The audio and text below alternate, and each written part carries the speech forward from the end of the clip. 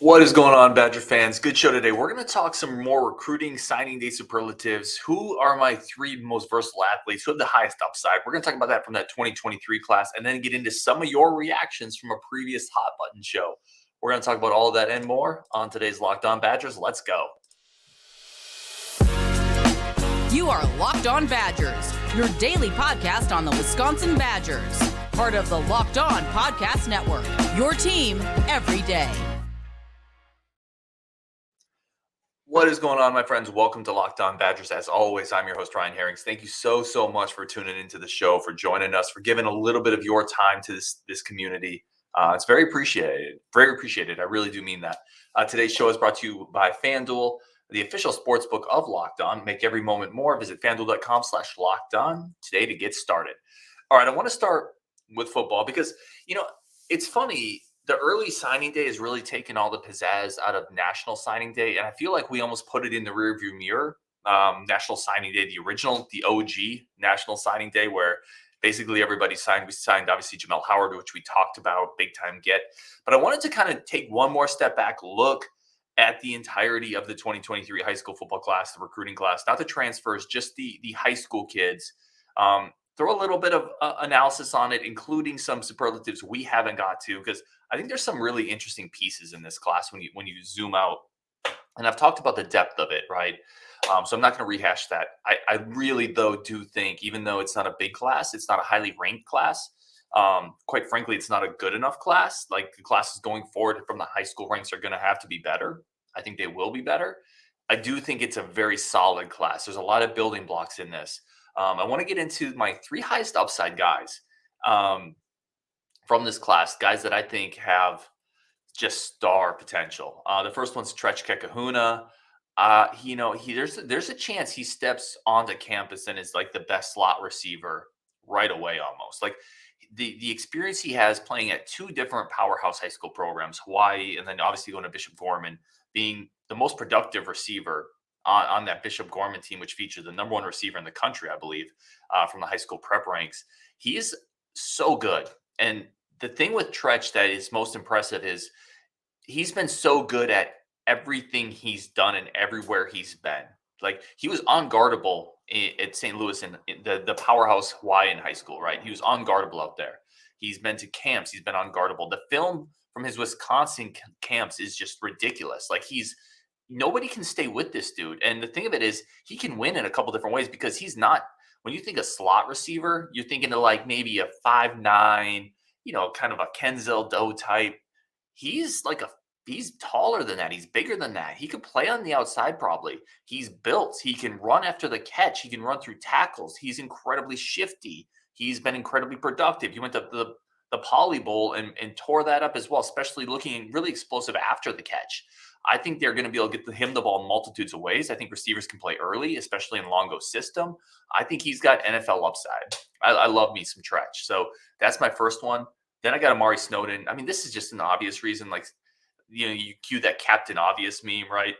If you're a 6'3" dude who potentially can play cornerback and you've been recruited by Luke Fickell and that staff and they recognize that talent. Again, John Garcia Jr., who joins us a lot, the Sports Illustrated guy, he actually made this comment to me offline. I don't think he said it on the show. Maybe he did. I don't remember.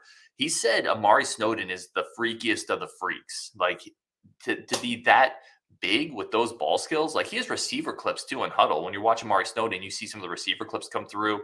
He can track the ball. He can play it.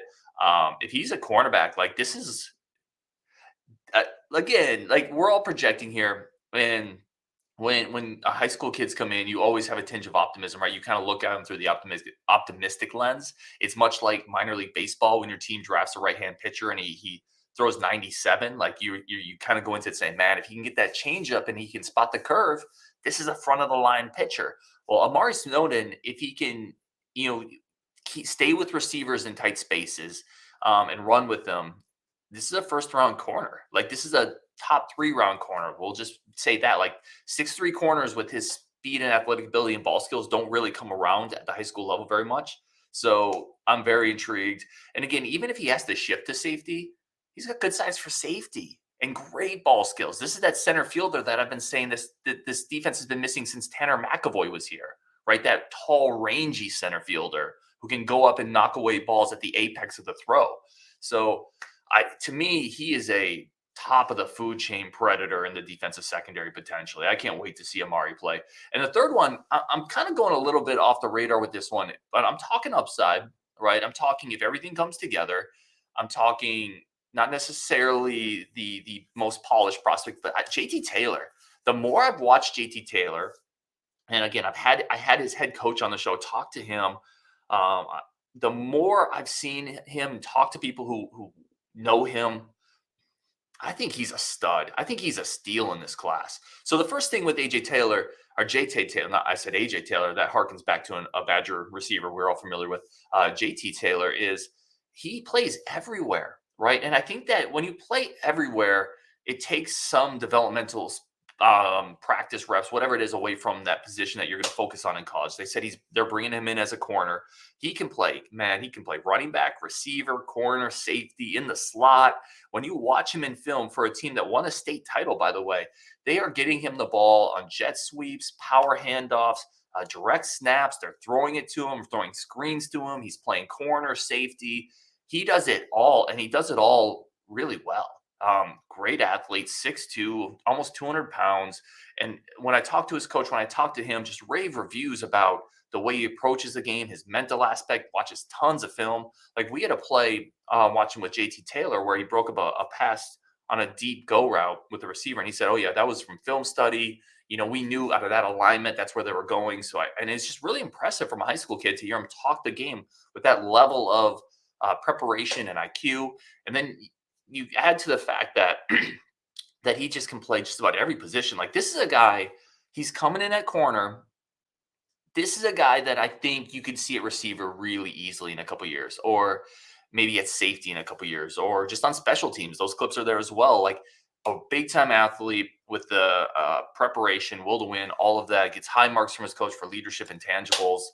I think he's a potential star, JT Taylor. So I keep looking up for that.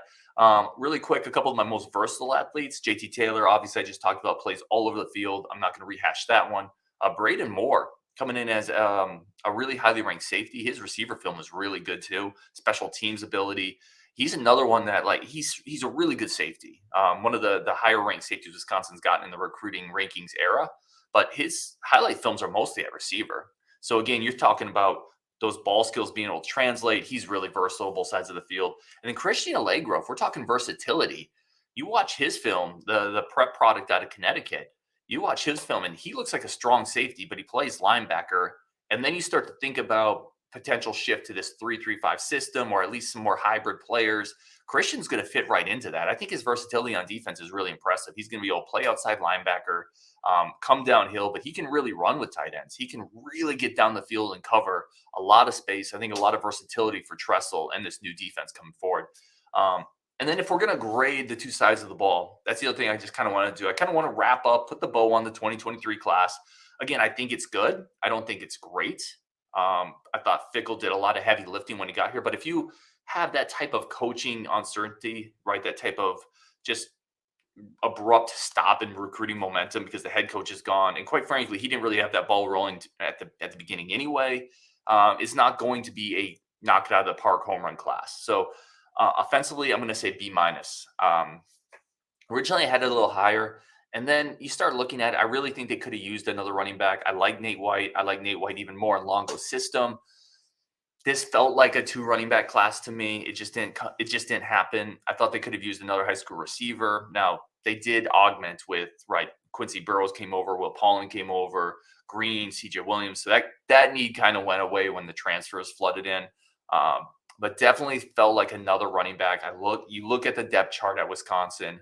You start to understand Braylon Allen's been hurt basically every year, worn down. Ches Malusi's been hurt a ton. And that's all you have proven right now. It's kind of scary at running back. Now, we're not going to lean on that as much. I felt like they could have used another one, and I thought they could have used another offensive lineman. James Durant, I think, is a big get, but it felt like they could have brought another body in there as well. I don't know, B minus, solid. I like Holocru a lot. I like Tucker Ashcroft a lot. I like a lot of the pieces. It just felt like they were light in a couple spots. Defense, I'm going B plus. I think that the late addition of Jamel Howard really helps prop this up. And then I've talked about, they brought in 6 defensive backs, 6 DBs. to address a huge need for Wisconsin in a spot that we typically have a hard time filling. So you bring in those 6 DBs, and then it's not just 6 DBs, it's a diverse set of 6 DBs, right? Jace Arnold, we talked about him. He's incredibly fast, or like burner fast. And there's your slot corner, right? And then you have Tisdale, you have DeCluna, the big 6-foot cornerback. Braden Moore is a 4-star safety. We talked about Snowden. There's just so much talent there. JT Taylor starting there. It's a big time defensive back group. And then Tyler Jancy and Allegro, I love at linebackers. Both Jancy's a stud. Like he's another one I really like.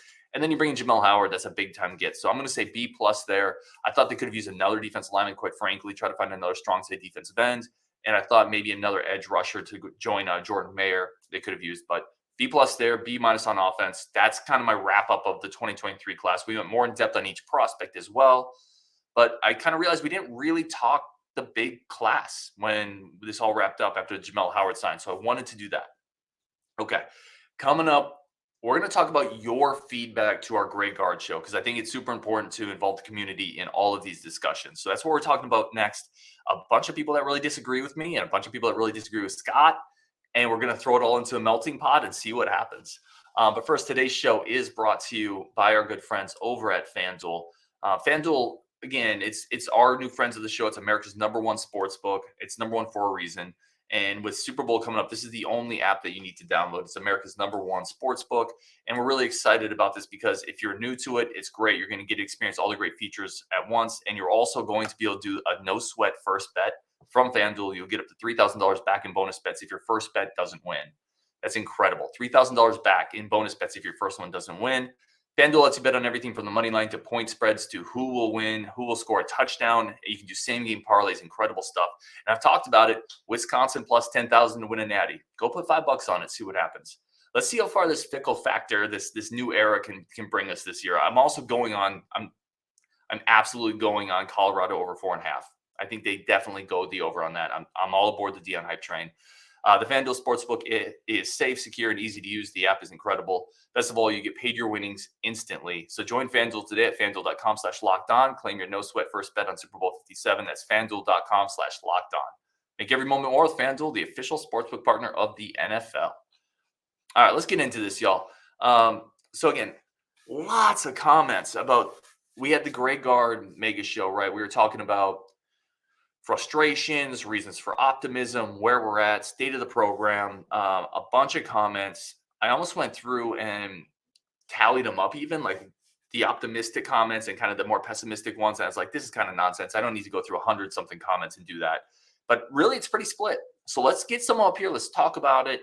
And again, I really want your feedback into this show because this is a community discussion when it comes to Greg Gard and all these things with the Badgers. It's not just me up here giving you my opinion. I want all the takes, right? As long as we're doing it respectfully, I want all of that stuff. And a lot of it, I read your comments and some of the stuff where I was like, yeah, you're probably right on that. Maybe I didn't articulate that well enough, or maybe I'm just wrong. So let's get into some of this. The first one from Mark F. And again, there's a lot of the fact that so many people are all over the map on this discussion means it's a good one, right? It means that there's nuance here. It means it's not black and white as much as you may think it is. There's very valid opinions, I think, on both sides of kind of the argument of, are we slipping or is this just a down year, right? Should he be on the hot seat or should he not be? So Mark F says, Matt Painter had worse years than Gard is currently having. Purdue is wise to stick with him. Gard is a good coach who is improving as a recruiter. Okay. Dice Gaming and Sports says, I like Gard, but I've been saying he should be fired for years. Good coach, won't ever win big games. And by the way, I appreciate all the comments, y'all. Really do. Stingray says, Gard's seat has to be warm. The downward slide has been obvious for some time. Lack of recruiting is the main reason. Scott was very rational. Matter of fact, Rajiv is delusional. Stingray, man, I appreciate you chiming in. By the way, if Rajiv is delusional, that means I kind of am too, because I'm mostly with Rajiv on this. He's a little more optimistic than I am on Gard, I think, but I'm definitely more on his side on this. So you could put me in that delusional box as well. Stingray, appreciate the comments. Highlight Center says it's less of Gard's resume and more of I don't think he can get us to that ceiling. Okay. Mike Schwartz says, to me, it's not even about the wins. It's about how boring the team is to watch. No excitement. Excuse me. I catch myself turning the channel off even in wins, and I'm a huge basketball fan. Appreciate the comment, Mike. Mark Fleming says this is way too negative. As far as he can't recruit, we just had a player drafted 10th in the NBA. Next year looks good, and we should continue building. Got Eric Hoffman says the 23 class is strong, and he has a good chance of having a very good 24 class. His recruiting efforts seem to be better and more aggressive. Eric Hoffman. So let me just kind of talk about some of this mismatch here.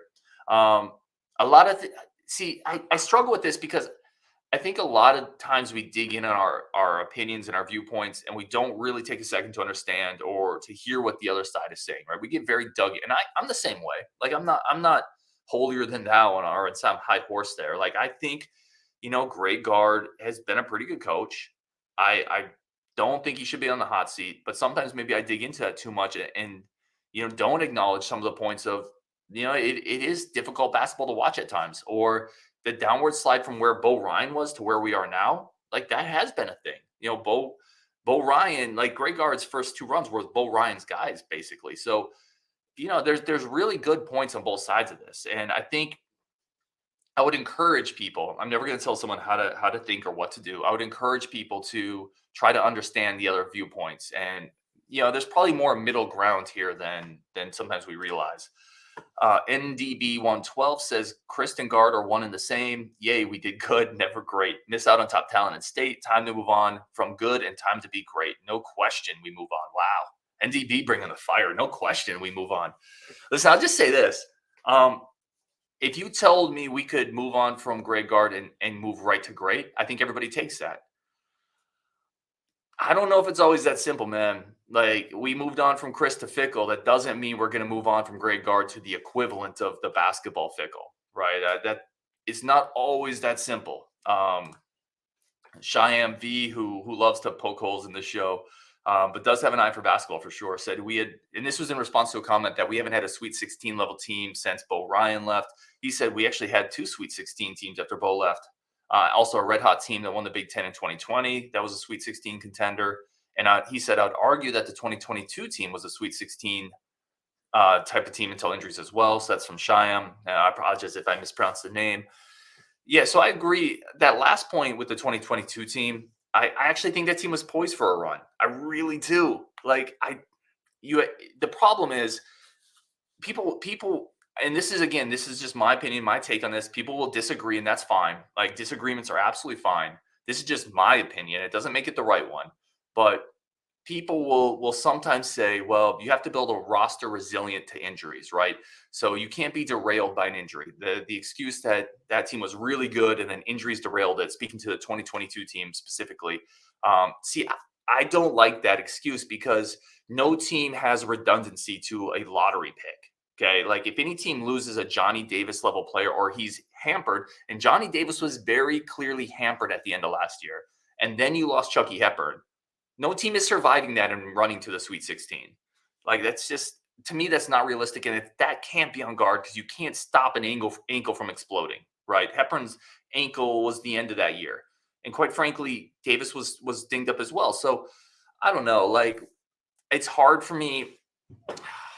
I don't want to say I don't hold guard to certain expectations in March. That season is hard for me. You lost the year to COVID. I don't know. He's had some bad luck in March. Now, call me an apologist for that, and maybe I am.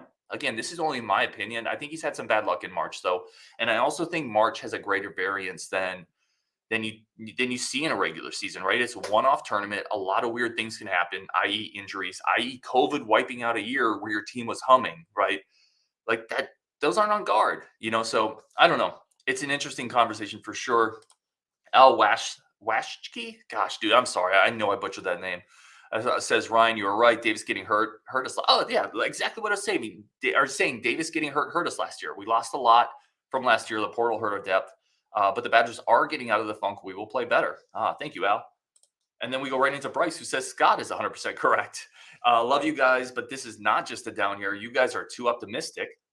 This guy is never making a Final Four. Gus is great, but the mix matters.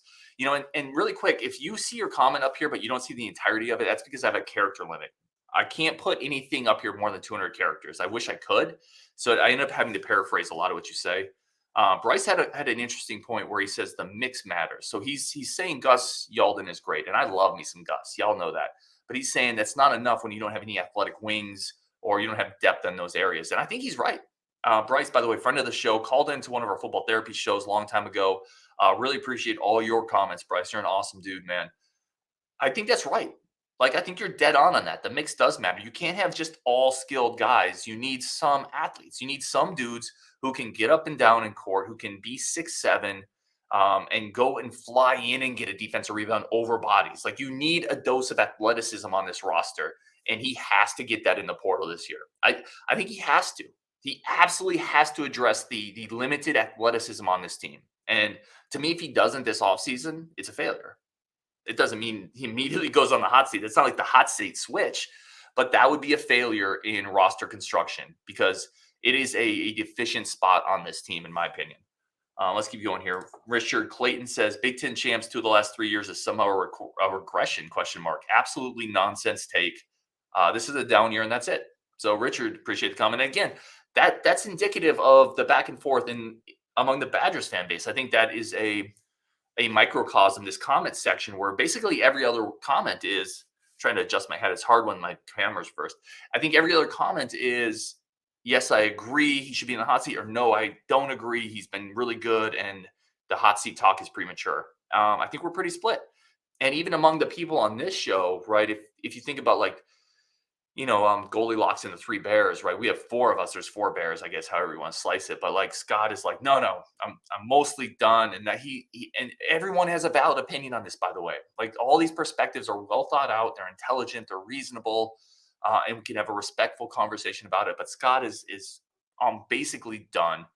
Justin's maybe just a little more positive, but still pretty negative. Then I'm mostly optimistic, and like Rajiv is the most optimistic. We all kind of have a different perspective on it, and I think the fan base is very similar. There's a lot of perspectives on this, so I appreciate everybody for tuning into that show and lending your input. I think it's a very interesting, fascinating discussion that obviously is going nowhere. So, all right, we're going to take a very quick break, and then I'm going to tell you a couple big picture basketball things that I took out of this discussion and where my opinion is at with why this team will be better next year, in my opinion, and some parts of the season that just don't matter to me that I think other people maybe put too much stock into. We're coming up next on Locked On Badgers with that. But first, a quick word from our friends of the show. All right, I want to thank everybody again for tuning in the show. If you like it, hit the subscribe button, or don't, whatever you want to do. We really appreciate you tuning in. Y'all are amazing as we build this community up. Incredibly humbled that anybody takes any time out of their day to listen to what we're doing. It means a lot. I truly mean that.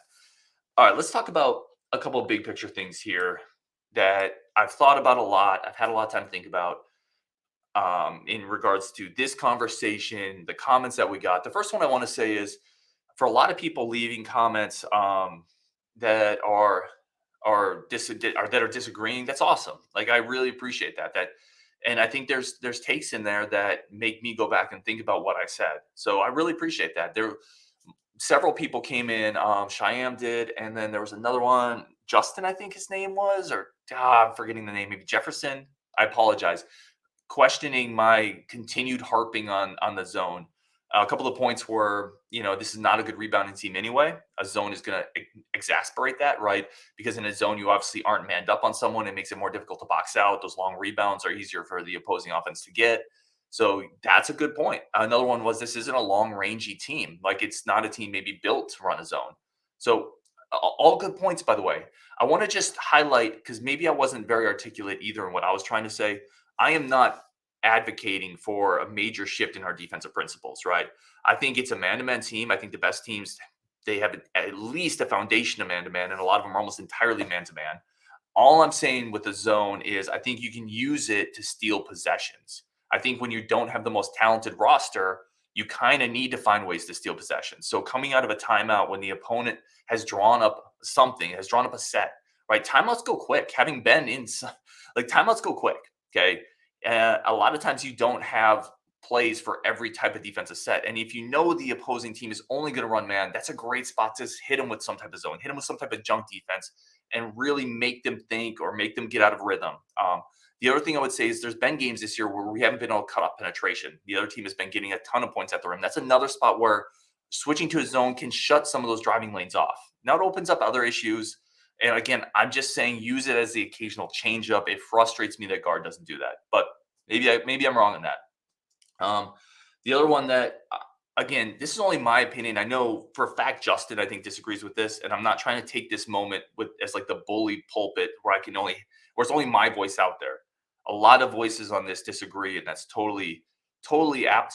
But my opinion on this one is regular season conference titles are a big deal. They really are. And I know some say, well, it doesn't matter if you don't perform in March. Valid opinion. I'm not saying you're wrong. I'm just saying I disagree. Right? I think March has a lot of variance and a lot of unlucky things that can happen. I think a regular season is a grind. And in a Big Ten, if you win a conference title, a share of it, you're one of the two best teams in that conference that year. That's a really big deal, period. No asterisks, none, zero. No, well, they failed in the tournament. No, to me, that doesn't matter. And this isn't, again, other people have different takes on this, and that's totally fair too. I'm only saying what my opinion is because that's what I got to share on this show. But I think at times people are glossing over the regular season titles that Greg Gard has won. Like, I think those are really big deals. And there's schools that would sacrifice, so much to win a regular season title to see what's that like. I don't think we should be so quick to just pretend like that's not a big deal. Only my opinion. The other one I would say is he needs to do better in March, right? Like, the regular season stuff is a huge deal to me. Winning a share of the Big Ten is a big deal to me. It means more to me, way more to me than a Big Ten tournament, by the way, which I don't give a crap about.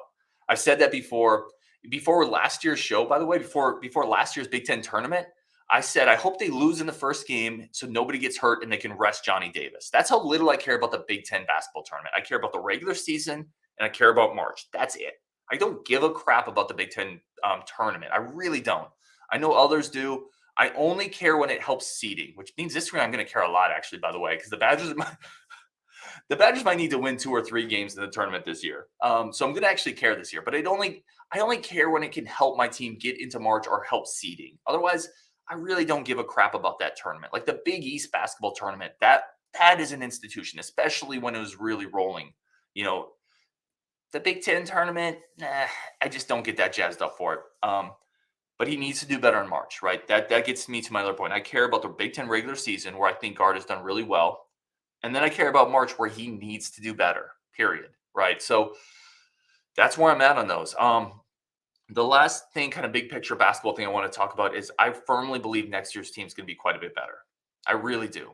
I really, really think that the next year's team is going to be better. I think it's going to be better because, people will say, well, Hepburn's not going to get that much better. But I don't know. Don't be so quick to say that. Like, I don't think he has star ceiling, but another year playing basketball, another year of grinding in the gym, he's going to get better.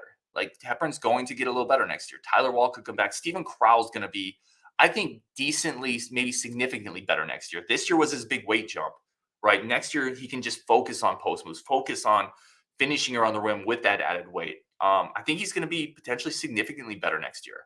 Excuse me. Tyler Wall could come back. Connor Sejan is going to be significantly better next year. He's going to be bigger, right? You see him driving to the rim. You see him getting overmatched physically on the defensive end. He's going to be bigger and stronger next year. He's going to absolutely be better. And then you have Gus Yalden, who I think is going to play right away. I think John Blackwell can play right away.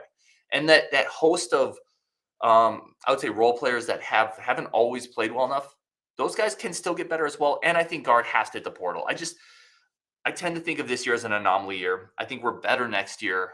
I hope we are, because if we are, listen, at the end of the day, we've talked about this with Scott. We talked about this. We're all Badger fans, right? So if we're better and Gard is better and he starts achieving some of this, I think we're all going to be happy for that. And if he doesn't, he's not going to have a job, right? If he can't keep growing and getting better and he's addressing some of these roster issues, then he won't have a job. And I don't think anybody's going to be that upset about it, because if you can't get the job done at this level, they'll find somebody who can. Okay. So that's just where I'm at. I know that's a lot of rambling. I apologize. I did want to get into your bunch of comments. Again, a bunch of them that disagree with me, which I'm totally cool with. I'm certainly wrong plenty. So no worries there. Keep them coming. I appreciate all your talk. Let me know who your 3 highest upside prospects in this high school football class are. Again, I went with Tretch. I went with JT Taylor, just because I'm telling you, I think he's a potential star. And then Amare Snowden, the freakiest of the freaks. So with that said, on Wisconsin, I'll talk to y'all later. Let's go.